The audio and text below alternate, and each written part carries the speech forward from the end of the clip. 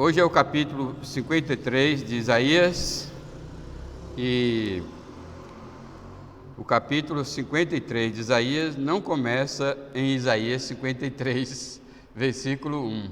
Começa em Isaías 52, versículo 13. Isaías 52, 13 a 53, 12. Não sei se vou conseguir fazer a pregação completa. Um tema aplicativo para essa mensagem, né? É claro que o tema da passagem refere aos sofrimentos de Cristo, o servo sofredor, honrado e glorificado por Deus o Pai.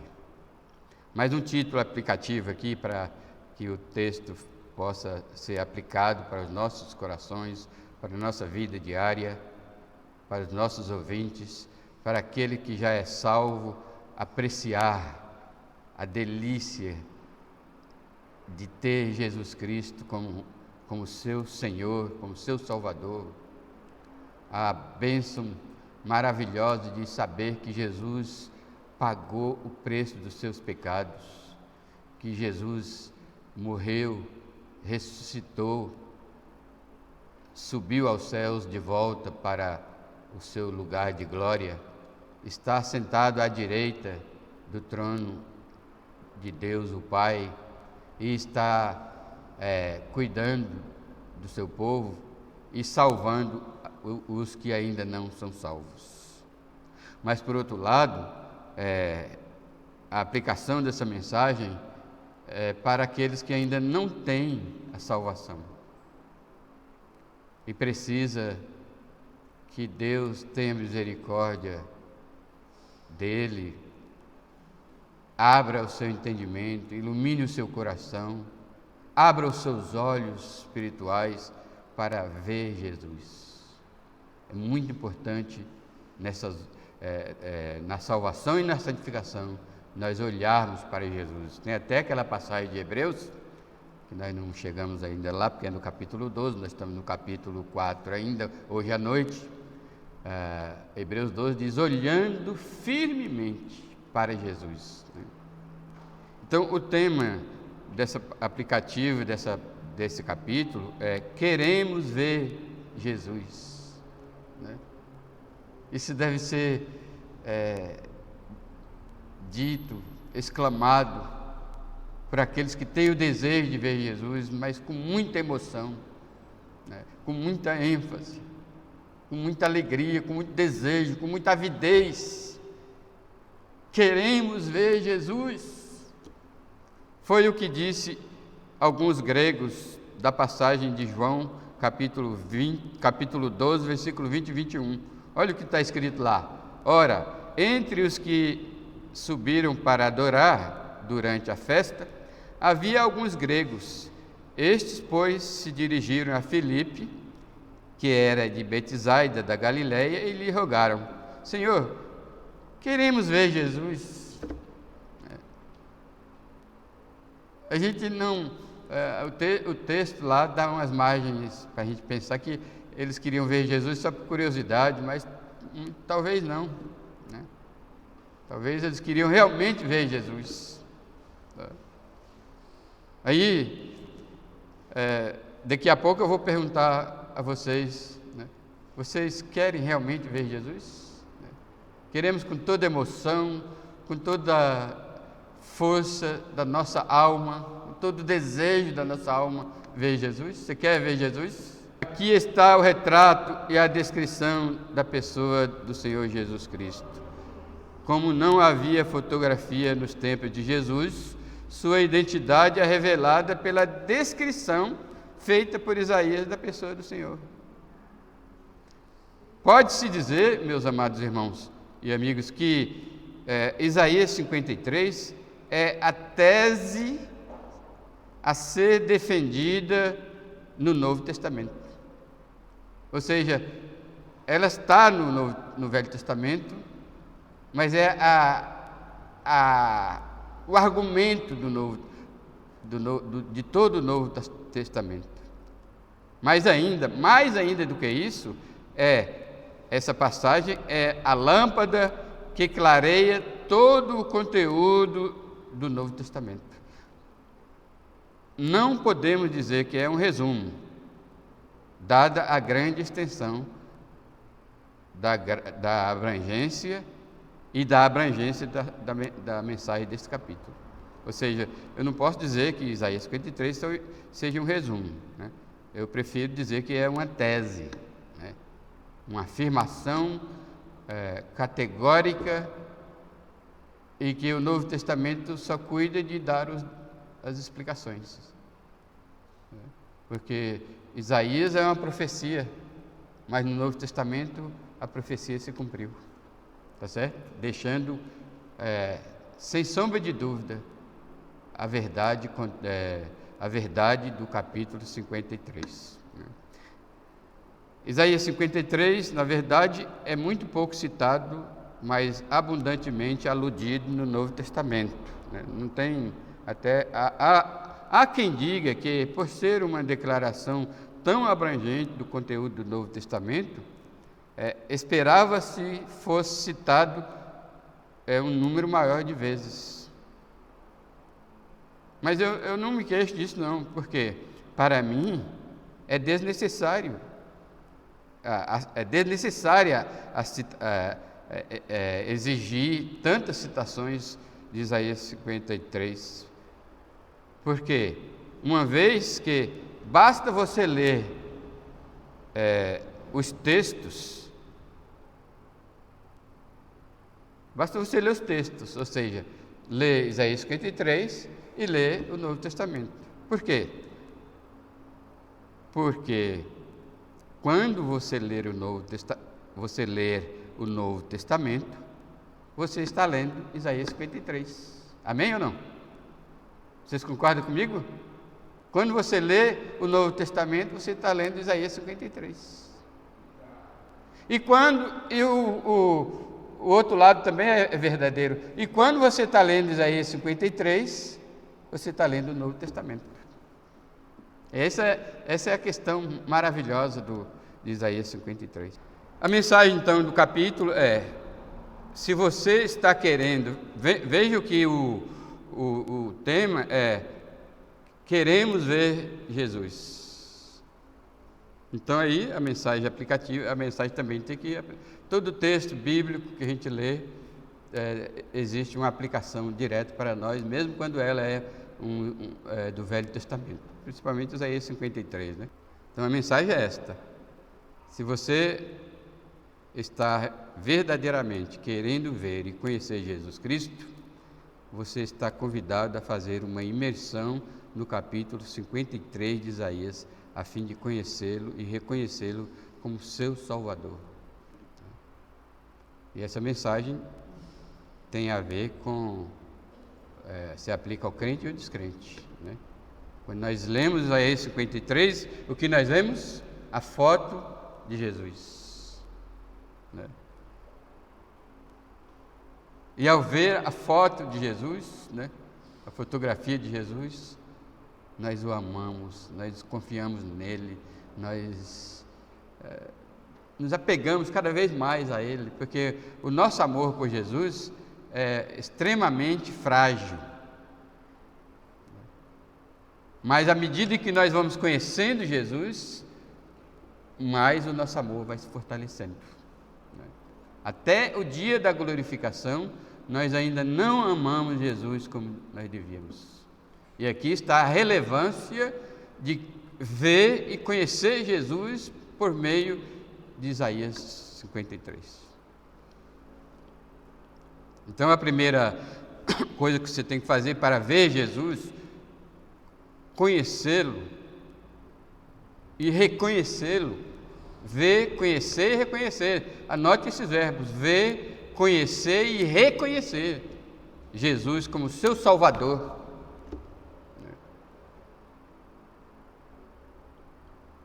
A primeira coisa que você tem que fazer é entender que é neste que você deve crer para ser salvo, não há outro. Não alimente a ilusão, né? Não alimente a ilusão de de um Jesus humanista, né? Um Jesus um Jesus não humano, mas humanista, né? Porque o Jesus que se apresenta aí no evangelicalismo atual é um Jesus humanista, extremamente humanista, em todos os aspectos, né? Por exemplo, o Jesus que se apresenta aí no mundo, inclusive no mundo evangélico, não mostra um Jesus glorificado, glorioso, majestoso, exaltado. Ao mesmo tempo, não mostra um Jesus desfigurado, sofredor, né? Quando alguém está sofrendo, você percebe pelo seu rosto, né? Então, no caso de Jesus, era o corpo todo de Jesus, transmitia a ideia de sofrimento. Então, isso está aqui em Isaías 50. Então, lendo aqui o ponto todo, a questão toda aqui a primeira questão é neste Jesus que você está vendo em Isaías 53 ou 52, 13, que você deve crer para ser salvo. Se você não crer nesse Jesus, de forma nenhuma você pode ser salvo. Nós não podemos ignorar o sofrimento de Jesus, ao mesmo tempo em que não podemos ignorar a sua exaltação. Está certo que é um paradoxo. Como que é que um servo sofredor é ao mesmo tempo admirado, né? Não dá para entender, mas não precisa. É só ver, entender, crer, aceitar e reconhecê-lo como seu Salvador. Pois é neste que você deve crer para ser salvo, não há outro, como diz Pedro, não há salvação em nenhum outro. Pois este parágrafo faz uma rápida apresentação, e respondendo à pergunta: quem é o nosso Salvador? Este, ao mesmo tempo, é um relato triunfal, né? O servo sofredor desfigurado é triunfante. Veja aqui o capítulo 50. Isso soa um paradoxo, mas é a verdade. Eis que o meu servo procederá com prudência, será exaltado e elevado e será muito sublime. Ora, se você ler o livro de Provérbios, o livro de Cantares, o livro de Eclesiastes, você vai verificar que prudência é uma característica de um rei justo. Então, o servo de Deus, revelado aqui na profecia de Isaías 52 e 53, é um servo prudente, né, que tem a prudência dos reis justos. Por isso ele será exaltado. Isso vai dizer depois aqui no decorrer do capítulo 53, com mais ênfase, mas aqui diz que ele será exaltado e elevado e será muito sublime. Então é essa pessoa de Jesus que você tem que enxergar aqui, né? Um homem, Deus, ou melhor, Deus homem, que foi como Deus se revelou aqui na terra, como diz João, né? Vimos a sua glória como a do unigênito do Pai, né? Um homem, o Deus homem que se revelou com prudência, e ele será exaltado e elevado e será muito sublime. Note que os verbos aqui estão no futuro, mas não em relação a nós hoje, em relação a Isaías. No futuro, em relação à vinda de Jesus. Agora que Jesus já veio, nós podemos ler isso no presente. O servo do Senhor procedeu e está procedendo com prudência de um rei justo, característica de um rei justo, e ele é exaltado, e ele é elevado, e será não, só para Isaías, e ele é muito sublime. Então aqui começa o retrato do nosso Salvador, descrever o retrato do nosso Salvador. Ele é muito sublime, ele é exaltado, ele age e procede com prudência. É por aí que começa. Aí o versículo 14 diz que por causa dessa característica de realeza do Senhor Jesus, ele é admirado. Mesmo admirado quando as pessoas olham para um rei desfigurado, de tanto apanhar, verdade, de tanto ser torturado, de tanto sofrer a violência das mãos ímpias dos judeus lá no Sinédrio, né, quando ele foi preso, tapa no rosto, né, soldados romanos bateu nele muito, né? Talvez até seja difícil os filmes retratar Jesus, né? Mas aqui retrata muito bem, ó. Como pasmaram muitos à vista dele, pois o seu aspecto estava muito desfigurado, mais do que o de outro qualquer. Ou seja, nunca houve um homem que sofreu como Jesus. É isso que está dizendo. Mais do que outro qualquer. E a sua aparência mais do que a dos outros filhos dos homens. Agora, o interessante, maravilhoso, é que assim causará admiração às nações, e os reis fecharão as bocas por causa dele, porque aquilo que não lhes foi anunciado verão, e aquilo que não ouviram entenderão. Aí Jesus hoje é admirado. E no exato momento em que Jesus estava sendo esbofeteado pelos soldados, crucificado, defamado, humilhado, zombado, né, ele causou admiração, né? Quando passava as pessoas, lembra? Passava perto da cruz. Este realmente é o Filho de Deus, né? E causou espanto. Como é que o Filho de Deus, o Rei, né? Porque Pilatos mandou escrever: este é o Rei dos judeus. Pilatos reconheceu, né? Pilatos, apesar de não ter credo, ele não estava ali blasfemando, não. Ele não estava ali zombando ou desacreditando, não. É tanto que os judeus estavam desacreditando.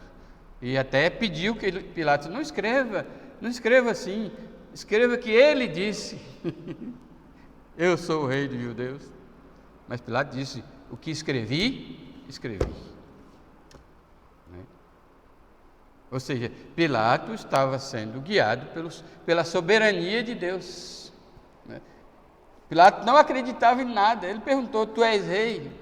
Jesus disse: eu para isso nasci e para isso vi o mundo. Mas isso ele não levou em conta. Mas o soberano Deus forçou a mão de Pilatos a mandar escrever a verdade.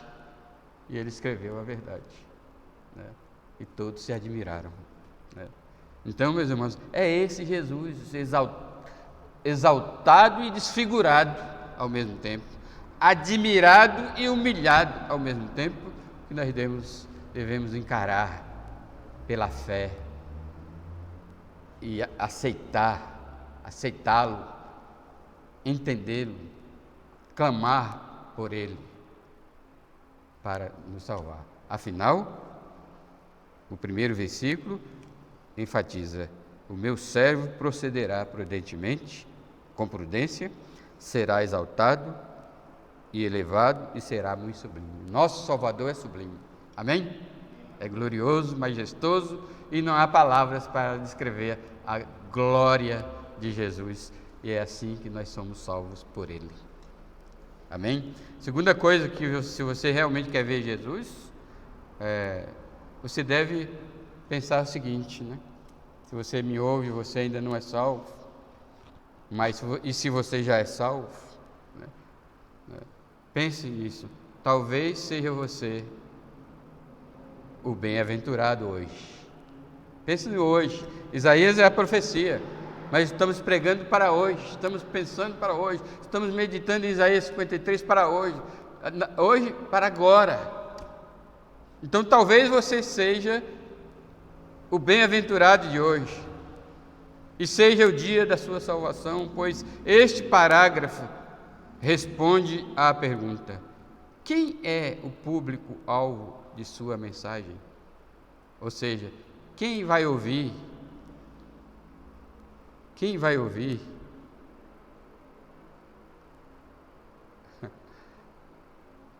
Quem vai atender? Quem vai crer em sua pregação? Quem? Vamos ver? Quem creu em nossa pregação? E a quem foi revelado o braço do Senhor? Vocês pensam que isso aqui é uma queixa? Não é queixa, não. Isso aqui é uma proposição de fé, de glória, de honra. Não é um lamento. Quem creu na nossa pregação, Senhor? Eu sou miserável, eu não consigo convencer ninguém. Um dia eu ouvi um conselho de alguém: olha, quando você pregar, né, não vai para casa triste, decepcionado, porque não houve reação à sua pregação. Lembre-se, a palavra de Deus não volta vazia. O Espírito Santo vai trabalhar aquela pregação naqueles corações, nos corações que Ele quiser trabalhar. Lembre-se que o vento sopra onde Ele quer, tá certo? Algumas pregações é para condenação ou para bem-aventurança, né? Para bênção ou para maldição. Certo? Quem atender à pregação, então o pastor está livre de ficar exigindo que as pessoas lhe obedeçam, lhe creia nele. Só prega. O Espírito Santo dará conta de falar ao coração daqueles que Ele quer. Né?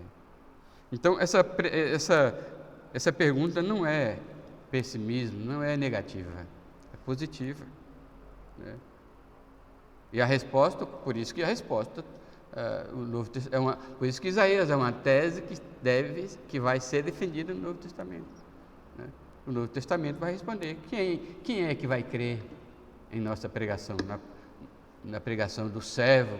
Aqui é a pregação, Eugênio, é a pregação do servo do Senhor. A mensagem, Jesus quando desceu do céu, por isso que ele se chamou o Verbo, o apóstolo João, né, colocou lá o Verbo, porque quando ele veio como um profeta. Todo profeta leva consigo uma mensagem para ser entregue ao povo de Deus. Então, quem creu em nossa pregação?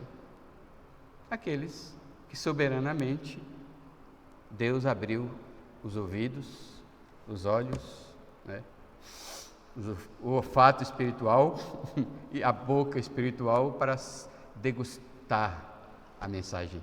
Né? Mensagem tem que ouvir com o ouvido, com os olhos, com a boca, com o nariz, né, para você desfrutar verdadeiramente e em grande profusão. Né? Então, quem creu em nossa pregação, é por isso que eu coloquei aqui, talvez seja você o bem-aventurado, ou seja, e seja o dia da sua salvação. Talvez Deus queira abrir o seu coração hoje. Aí se Deus abrir o seu coração para ouvir a pregação, a mensagem do servo sofredor, exaltado, você será um felizardo hoje. Quem creu em nossa pregação e a quem foi revelado, veja aí a palavra revelado, a quem? Né? A quem, viu, gente? Está entendendo? À medida que a gente vai lendo, a gente vai entendendo. A quem foi revelado o braço do Senhor? A quem foi aberto o coração? Quem foi iluminado para entender o Evangelho?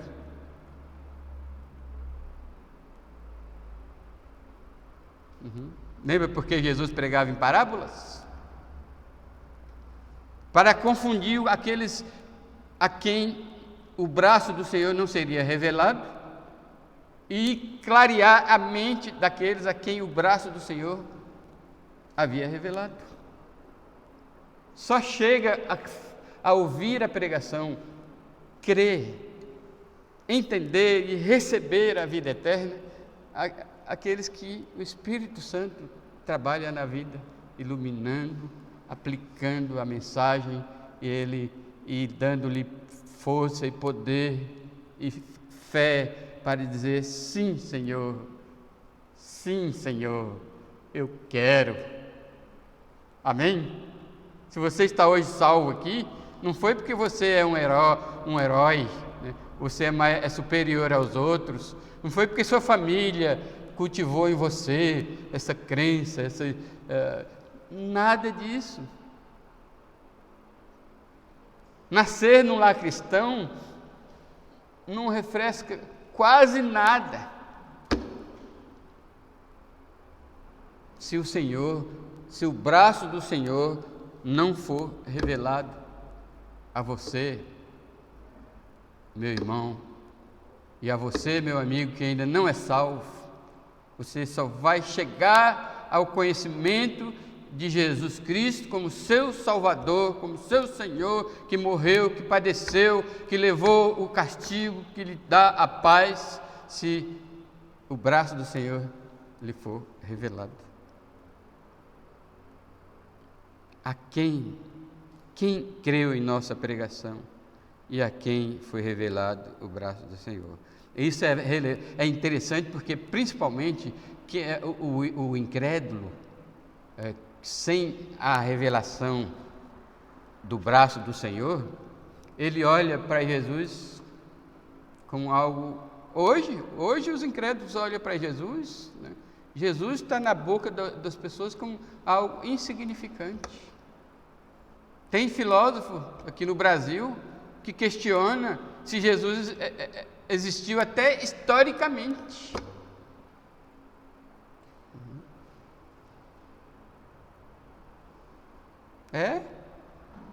Sabe por quê que essa pergunta é importante? Quem creu em nossa pregação e a quem foi revelado o braço do Senhor? Sabe por quê que eu oro e desejo que você seja um bem-aventurado hoje? E que seja o dia da sua salvação, porque este parágrafo responde à pergunta: quem é o público-alvo? O público-alvo é um público a quem é dirigido uma mensagem. A quem foi dirigida essa mensagem da salvação?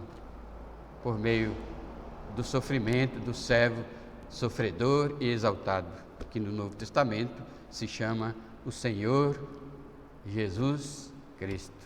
Amém? Porque simplesmente quando o braço do Senhor não é revelado, as pessoas olham para Jesus assim, porque foi subindo como um renovo perante Ele. O servo do Senhor é como uma semente plantada em um lugar árido, numa terra seca, num deserto.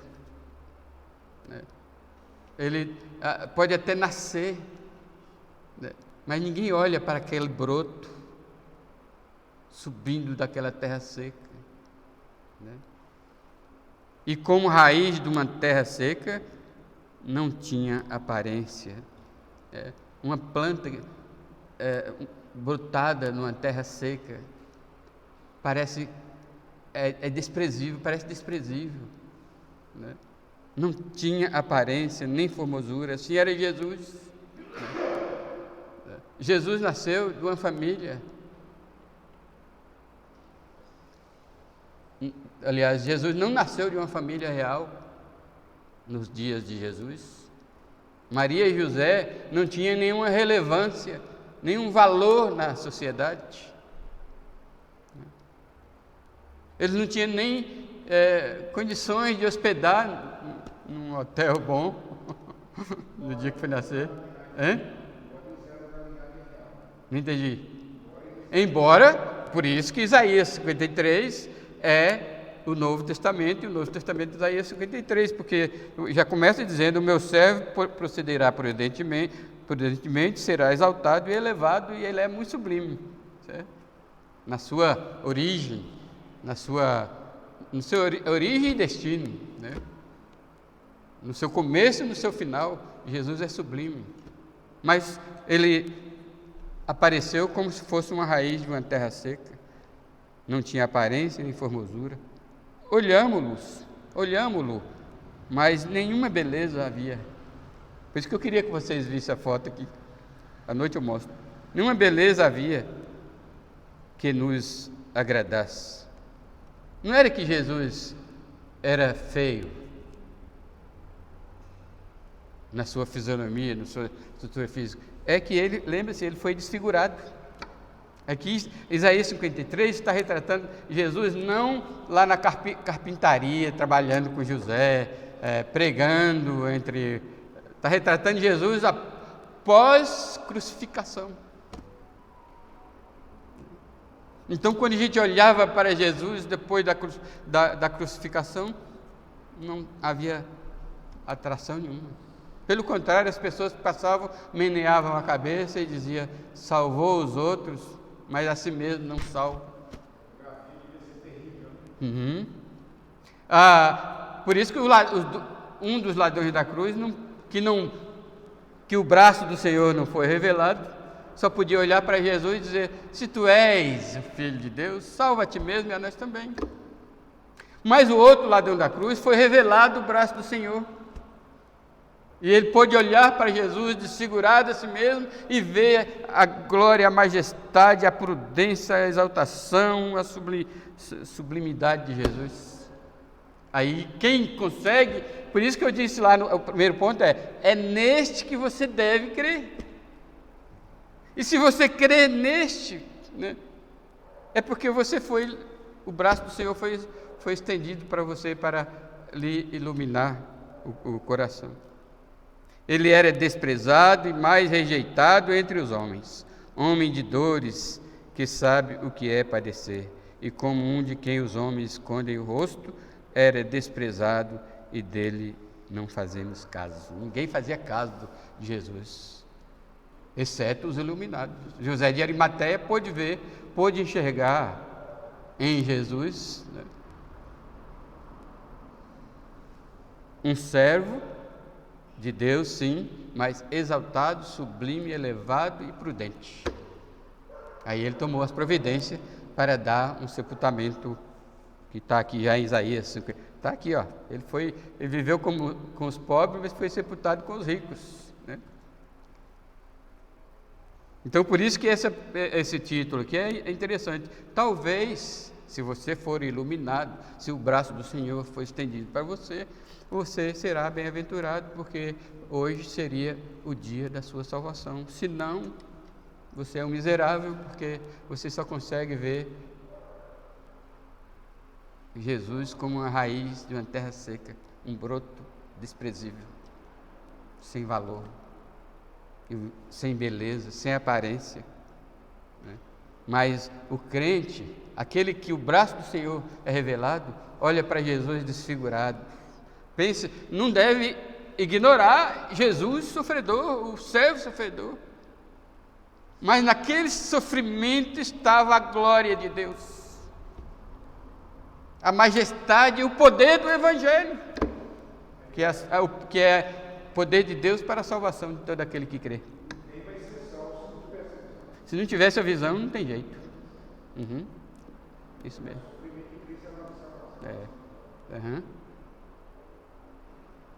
Porque quando nós olhamos para Jesus desfigurado, sofredor, extremamente sofredor, como diz aqui, como nenhum ser humano na face da terra,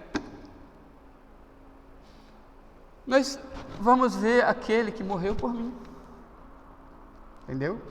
Eu vou olhar para Jesus, aquele que morreu por mim. Aquele varão perfeito que pagou por pecadores.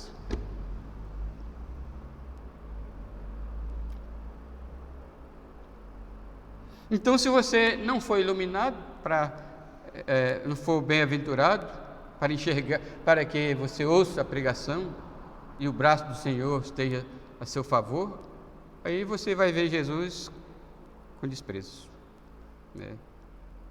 Era desprezado e mais rejeitado entre os homens, homem de dores, como que sabe o que é padecer, e como de quem os homens escondem o rosto. Era desprezado e nele não fizemos caso. Bem, é assim que o mundo vê Jesus. Mas até que alguém receba, até que Deus estenda o seu braço. Jesus disse: aquele que vem a mim, de modo nenhum lançarei fora. Amém? Então, em terceiro lugar, se você quer ver Jesus, a questão é, você vai enxergar Jesus como ele é para a sua bem-aventurança, como eu disse no argumento anterior. Se você abandonar hoje mesmo a sua presunção, porque o que impera no homem e que impede de olhar Jesus exaltado, glorificado, sublime, prudente, etc. e tal, maravilhoso, é a presunção do homem. O homem está ancorado naquilo que ele faz. O homem está ancorado nas suas boas obras. O homem está ancorado na sua religião. O homem está ancorado nas suas virtudes, né? Virtudes. Na filosofia, o contrário de virtudes é vício. Por isso que eu fiz nas suas virtudes, que se torna vício. Então, a condição aqui é, se você abandonar hoje mesmo a sua presunção e encarar o fato que somente Jesus pode salvá-lo, então Cristo morreu por você. Pois este parágrafo responde à pergunta: por quem Cristo morreu? De quem especificamente ele pagou a dívida do pecado? Vamos ver aqui no versículo 4. Certamente, agora, olha como mudou de clima, né? De patamar. Né? Quem creu em nossa pregação, senão aquele que foi revelado o braço do Senhor? Isso é extremamente positivo, quero reafirmar isso. Não é uma queixa, nem uma lamúria do Senhor. Agora veja o versículo 4, como mudou de patamar. Certamente Ele tomou sobre si as nossas enfermidades e as nossas dores levou sobre si, e nós o reputávamos por aflito, ferido de Deus, oprimido. Agora deixa eu explicar para vocês aqui, vamos ler de novo. Certamente Ele tomou sobre si as nossas enfermidades e as nossas dores levou sobre si. O que diz isso? O que significa? A gente tem que ler, por isso que eu disse, quando a gente lê o Novo Testamento, a gente está lendo Isaías 53, quando a gente lê Isaías 53, nós estamos lendo o Novo Testamento, porque isso aqui significa o que Pedro diz, carregando Ele mesmo nossos pecados sobre o madeiro, pelas suas feridas fomos sarados. Espiritualmente, Jesus, quando foi morto, quando Ele morreu, quem matou Jesus? Foi as nossas enfermidades. Lembra-se, enfermidades é uma consequência de quê? De pecado. É só ler Romanos 5. Né? Adão pecou e morreu e nele todos pecaram e todos morreram. Morte é uma consequência de quê? De enfermidades.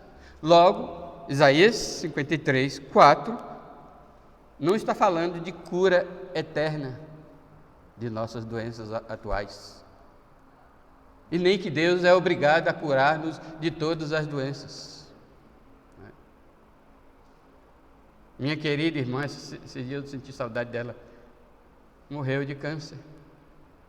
Na verdade, consequência. Deus fez mal para ela? Fez o bem, né?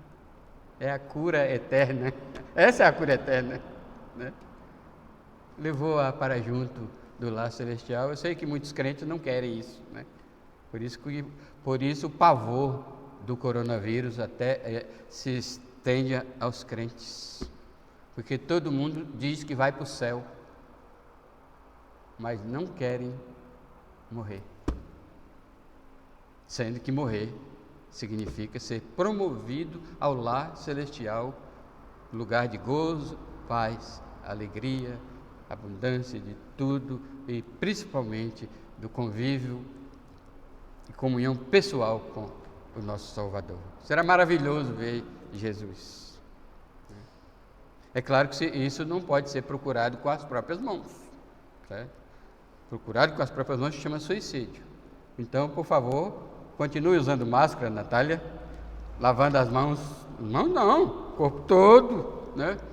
Com sabão primeiramente, álcool gel quando não tiver sabão, né? E evite aglomeração. Você tem que, só se Deus permitir acontecer, mas por suas mãos é suicídio, tá certo? Essas pessoas que estão aglomerando, eles estão cometendo suicídio, porque sabe que o vírus mata mesmo. Então, certamente Ele tomou sobre si as nossas enfermidades, ou seja, foram as nossas enfermidades, nossos pecados que levou Jesus a Cristo. Porque a pergunta é: quem matou Jesus? E uns ficam acusando os judeus, etc. Não precisa acusar os judeus. Não foram os judeus que mataram Jesus. Quem matou Jesus fui eu, os meus pecados. Cada um de vocês. Deus levou as nossas enfermidades. Agora, é claro que Deus não levou os pecados, Jesus não morreu pelos pecados de todos, né? A palavra nossos aqui é aqueles a quem o braço do Senhor foi revelado, ou seja, aqueles que já chegaram ao ponto de ver em Jesus a glória, a majestade, o esplendor, a sublimidade, etc. e tal, e creu nele como Salvador. Amém? Mas vamos ler o resto. Então, ele levou. Como foi que ele levou? Aqui o restante do texto vai dizer, vai responder como ele levou. Porque ele levou as nossas enfermidades quando ele morreu na cruz. Realmente, ele carregou, ele foi morto. 2 Coríntios 6,2 diz: aquele que não conheceu o pecado, Deus o fez pecados por nós. E Pedro disse: carregando ele mesmo sobre o madeiro os nossos pecados. É isso que significa o versículo 4. Mas como foi que ele fez? Mas ele foi transpassado pelas nossas transgressões. Ele foi transpassado pelas nossas transgressões. Quando o soldado enfiou a lança no seu lado e jorrou sangue e água, e transpassou uma lança de um soldado romano, é terrível, né? Sai furando tudo, né? Ele foi transpassado por causa das nossas transgressões, ou seja, por causa das enfermidades dos nossos pecados. O pecado é a maior enfermidade que possa existir. E ele foi moído pelas nossas iniquidades, moído pelos bofetões, né? Pelos pregos, né? Pela violência com que ele era jogado, né? Os açoites. Eu assisti aquele filme Ben-Hur. É interessante que eles pegam depois de pregar Jesus na cruz, eles pegam, tem uma corda que eles puxam, e o pé da cruz está perto do buraco que eles cavaram. Aí quando eles puxam a corda, aquela madeira cai lá dentro daquele buraco, de uma vez assim. As cordas balançam tudo. Agora imagine Jesus ali naquele prego ali, né? Ele foi moído. Ele foi moído pelas nossas iniquidades. O castigo que nos traz a paz estava sobre ele, e pelas nossas pisaduras fomos sarados. Então, de novo explicando aqui, as enfermidades que ele levou é o castigo que nos traz a paz, né? Então hoje, aqueles que são iluminados pelo braço do Senhor, entendem e creem que fruto do sofrimento de Jesus foi que ele levou o castigo que eu merecia. Então o fruto do que ele padeceu é a paz no meu coração, na minha alma. E pelas suas pisaduras fomos sarados. Sarado de quê? Das marcas do pecado. Inclusive, no contexto da santificação, as marcas do pecado são saradas gradativamente. Até o dia da nossa morte ainda estaremos sendo santificados. E isso também, e o outro sentido dessa cura é o perdão. É as marcas que o pecado deixa na consciência da gente, né? Nós fomos sarados, né? A pior de todas as doenças é a doença mental.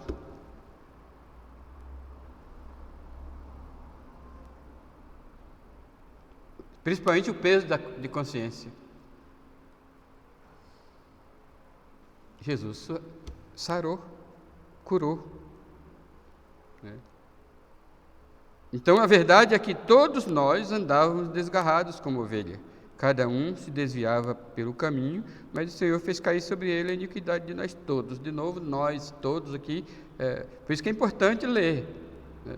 São aqueles a quem foi revelado o braço do Senhor. A pergunta: a quem foi revelado o braço do Senhor? A quem foi revelado o braço do Senhor? Desses que andava desgarrado como ovelha, o Senhor levou os nossos pecados na cruz. Isso Pedro retrata muito bem lá no capítulo 2, 24. Seguindo aqui, eu não vou conseguir. Todos nós andávamos desgarrados. Ele foi oprimido e humilhado, mas não abriu a sua boca. Como cordeiro foi levado ao matadouro, e como ovelha. Essa vírgula aqui eu não sei se ela encaixa. A ideia aqui é como ovelha muda, né? Porque aqui, para ler desse jeito aqui, como ovelha, vírgula, muda perante os seus tosqueadores, né?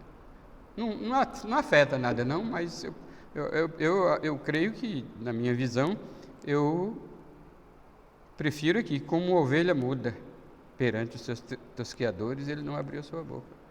Isso aqui significa a voluntariedade de Jesus em ser o servo sofredor. Significa a alegria de Jesus, o prazer, né? A satisfação de Jesus. Ele não foi ao Gólgota, ao Calvário, a contragosto. Ele foi voluntariamente, né?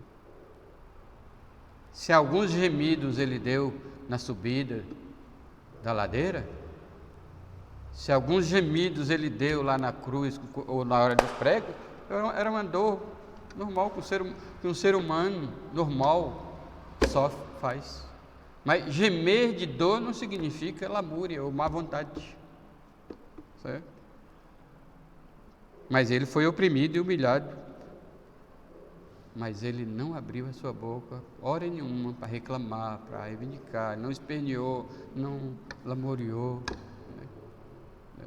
A única coisa que ele fez no jardim do Getsemane foi, sentindo a dor humana do que ele estava para padecer, foi pedir: Deus, Pai, se for da tua vontade, passa de mim esse cálice, mas seja feita a tua vontade.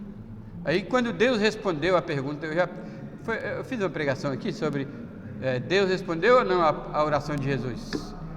Respondeu. Quando ele sentiu que Deus respondeu a sua oração, aí ele encheu-se de faça-se a tua vontade.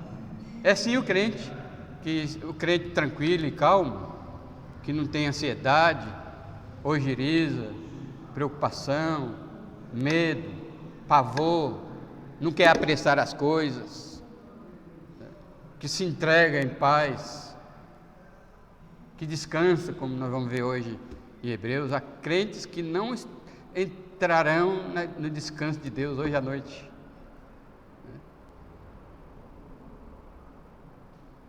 É submissão à vontade de Deus, traz paz, alegria e traz relaxamento, prazer de vida. Jesus foi na maior alegria, fazer a vontade do Pai. Então, se você abandonar hoje mesmo a sua presunção e encarar o fato de que somente Jesus pode salvá-lo, então Cristo morreu, foi por você, né?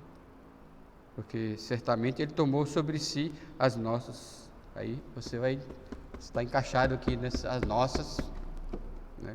Porque isso aqui é fato, isso aqui é verdade. Porque quando os humanistas dizem que Cristo morreu por todos, isso é subjetivo. Isso é subjetividade, porque quando eu afirmo Cristo morreu por todos, então por que tantos estão indo para o inferno? Por que tantos não têm paz? Por que tantos não têm alegria? Por que tantos não têm segurança? Por que tantos estão em desespero? E por que tantos vão para o inferno cada dia? Se Jesus morreu por ele. Isso aqui é um pagamento certo, pronto e acabado. Não há nada que fazer, por isso que começa certamente. Aí isso joga por terra a teoria do Evangelho da Prosperidade, porque se os Evangelhos da Prosperidade diz que uma pessoa que é salvo, crê em Jesus, não tem doenças, e os hospitais estão lotados de neopentecostais, e tem muitos neopentecostais morrendo de coronavírus, certo? Então, cadê o certamente, né? Cadê o certamente? Então, esse certamente é porque quando Jesus morreu pelo... Eu estou tentando falar pelos eleitos, mas eu prefiro falar Jesus morreu por aquele a quem foi revelado o braço do Senhor. Não precisa dizer mais nada, né? Diz que por uma palavra só, para um bom entendedor, meia palavra basta. Tá certo? Ou seja, a gente tem que abandonar a presunção. Jesus não morreu por todos. Jesus, eu não me salvo a mim mesmo com minhas obras. Eu não sou nada, eu não sou ninguém. Só Jesus me salva. Porque esse parágrafo responde à pergunta: por que Cristo morreu? De quem especificamente ele pagou a dívida do pecado? Ninguém paga dívida subjetivamente. A gente paga dívida objetivamente. Eu vim pagar a minha conta. Não é fácil. Mas, estou terminando aqui. Hoje mesmo, você pode fazer parte do triunfo da morte de Cristo. Porque o capítulo 52, versículo 13 em diante, fala do triunfo, da glória, né? Então, hoje Jesus é glorificado. E você pode participar do triunfo da morte de Cristo, se Ele lhe chamar agora. Ah, se Ele lhe chamasse. Não estou falando de chamar pela morte para ir para o céu, não. Chamar para arrepender-se dos pecados. Chamar para crer nele. Operar um milagre do novo nascimento, da transformação de sua vida. Então, se hoje mesmo, você pode fazer parte do triunfo da morte de Cristo, se ele lhe chamar agora. Pois este parágrafo responde à pergunta: qual é o diferencial da morte de Cristo? Todo mundo morre nessa vida, né? Desde Adão, todo mundo morre. Então, qual é o diferencial da morte de Cristo? Sua morte foi uma morte comum? Qual foi o triunfo da morte de Cristo? Porque a maioria só vê humilhação, derrota, né? E uma das coisas negativas do filme A Paixão de Cristo, do tal do Mel Gibson, é que ele é negativo, faz as pessoas chorar de dó, de pena de Jesus. Nós temos que pensar como Jesus, quando ele subia o Gólgota, a ladeira do Calvário, as mulheres chorando, ele disse: epa, pare de chorar, tenha dó de vocês e de seus filhos. Por que Jesus falava isso? Porque muitos de vocês não vão ser salvos, e seus filhos podem também não ser salvos, então chore por vocês, chore pela dor da condenação eterna, não chore por mim. Eu estou aqui triunfante, estou alegre, estou pagando o preço dos pecados do meu povo, como vai dizer aqui, né? Então vamos ler o versículo 10 a 12? Eu nem li até o fim, né? Todavia ao Senhor agradou moê-lo, fazendo-o enfermar, quando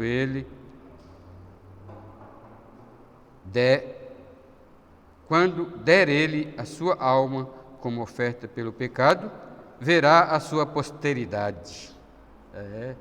Então aqui está o triunfo de Jesus. Ele verá a sua posteridade e prolongará os seus dias.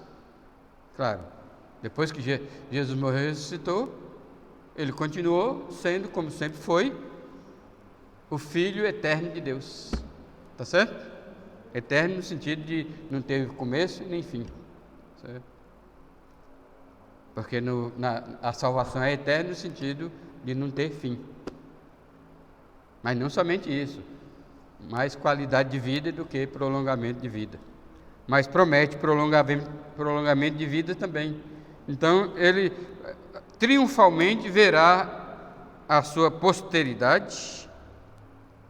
Ou seja, qual é a posteridade de Jesus? Ou quem é a posteridade de Jesus?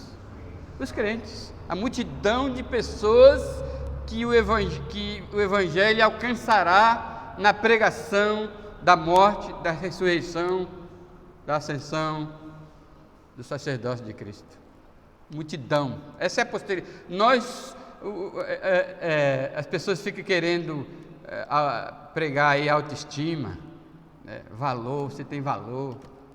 Nosso valor é que nós somos a posteridade de Cristo, que por ele ser proclamado desde o versículo 13 do capítulo 52 até aqui, como o servo prudente, exaltado, elevado e sublime, que foi prometido que ele iria ver no prolongar dos seus dias o progresso do resultado do seu sofrimento.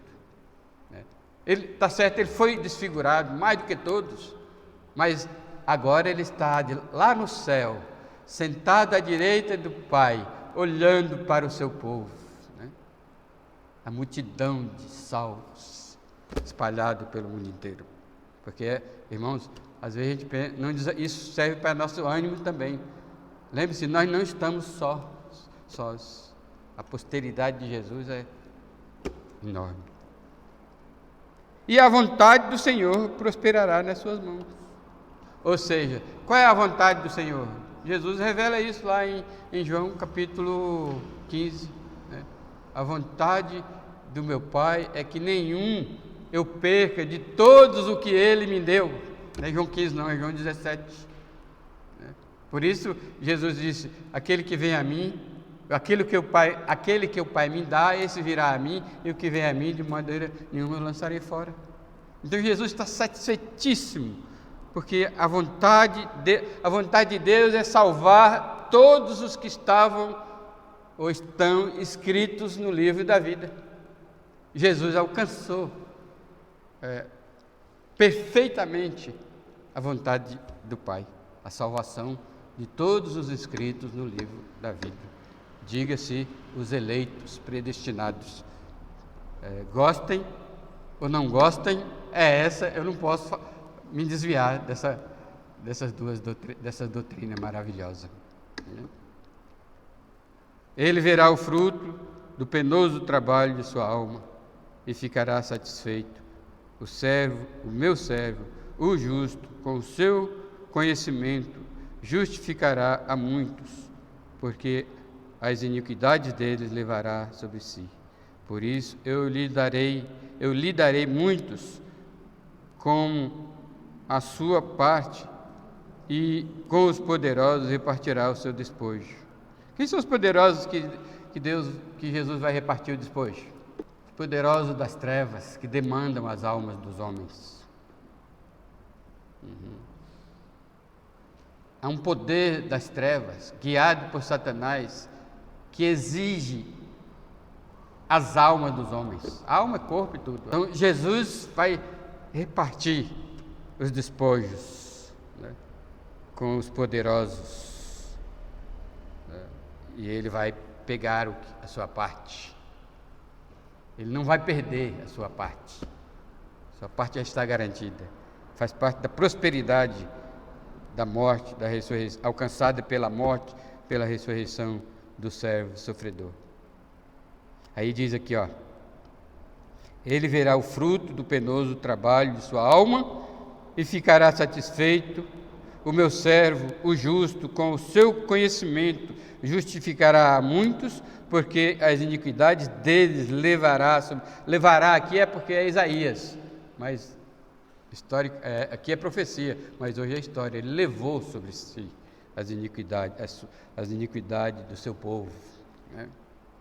Por isso eu lhe darei muitos como sua parte, e com os poderosos repartirá ele o seu despojo, porquanto, aqui é a justiça de Deus, Jesus é digno dessa prosperidade, porque ele derramou a sua alma na morte. Isso aqui é uma metáfora para dizer, ele sofreu extraordinariamente. Ele se entregou e sofreu. A alma dele praticamente virou líquido lá na cruz. Porque quando a pessoa está sofrendo, é assim que acontece com a alma. É claro, não no grau como Jesus. A alma fica líquida. Por isso que a pessoa fica fraca quando está sofrendo. Só que isso é metáfora para a fraqueza. Para a fraqueza. Jesus foi crucificado, e o sofrimento de Jesus o enfraqueceu demais. Tudo aconteceu. Ele derramou a sua alma na morte, foi contado com os transgressores, que ele aquele que não cometeu pecado, Deus o fez pecado. Mas ele estava ali sofrendo um castigo, que o resultado era a nossa paz, mas que ele não merecia. O ladrão da cruz reconheceu, né? Este nada fez para estar aqui, nós sim, disse o ladrão que foi salvo, né? Foi contado com os transgressores, contudo levou sobre si. Mas mesmo que ele estava ali como se fosse um transgressor, mas é porque voltando para o versículo 4, é porque as nossas enfermidades caíram sobre ele, porque os nossos pecados caíram sobre ele, né? Então ele foi contado como se fosse transgressor, mas mesmo assim ele levou sobre si o pecado de muitos e pelos transgressores intercedeu. Ou seja, ele estava ali como se fosse um transgressor, mas a transgressão não era dele, era a minha transgressão. Era a transgressão do povo, do seu povo. Que não é o povo de Israel, do seu povo eleito, predestinado para herdar a vida eterna, dos que estava escrito no livro da vida. Ele estava ali padecendo, levando a transgressão do seu povo. mas ao mesmo tempo ele estava, porque ali ele estava, aliás, aqui é a explicação de por que ele foi contado com os transgressores, é porque ele levou sobre si o pecado de muitos. Esse muitos, você pode falar de boca cheia e não economizar ar. Muitos.